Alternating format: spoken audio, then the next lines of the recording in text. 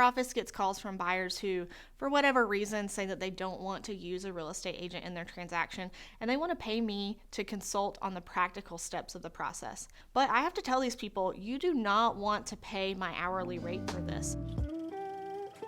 Hey everybody, I'm Tiffany Weber, and I am a real estate attorney in Mooresville, North Carolina, serving the greater Lake Norman area. And today we're going to tackle a topic that comes up surprisingly often, and it's who pays the real estate agents? In North Carolina, generally, the seller pays the real estate agents. And this is because the seller signs a listing agreement that sets forth the obligations of the seller in paying those commissions. Now, this can be altered in writing by the parties, but if it's not, then the general rule is that the seller is paying the commissions to both the listing agent and the selling agent, or another way to put that is both seller's agent and buyer's agent. Now, another interesting reason for this is because in North Carolina, there are a lot of military communities, and those military communities have a lot of buyers that are getting VA loans.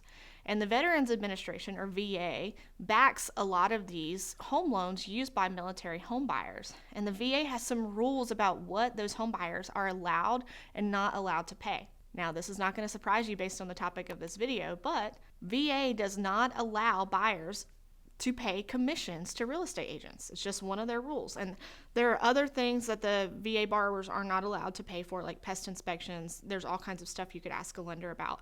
But specifically, they cannot pay commissions to the real estate agent. So if a seller in those communities is saying, no, I'm not going to pay the buyer's agent's commission, then they're really kind of shutting down a lot of the available buyers for their property.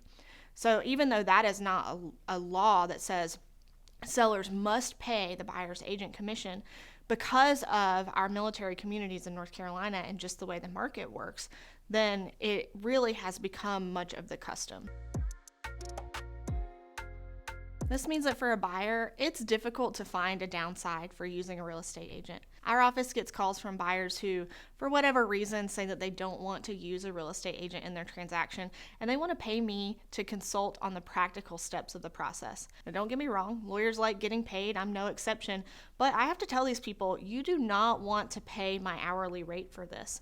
Save me for the legal advice and work with a real estate agent, because you are most likely, say 99% of the time in these transactions, not going to have to pay them. Plus, they know all the ins and outs, all of the practical steps. They will save you time. And in almost all of those cases where I've recommended to someone, you need to use an agent. I'm not going to be the one to make you pay me by the hour to tell you, you need to call the inspector, you need to do this, you need to do that. Almost all the time, those people are so happy that, one, I didn't try to take their money, but two, that I'm not only saving them money, but time and headache.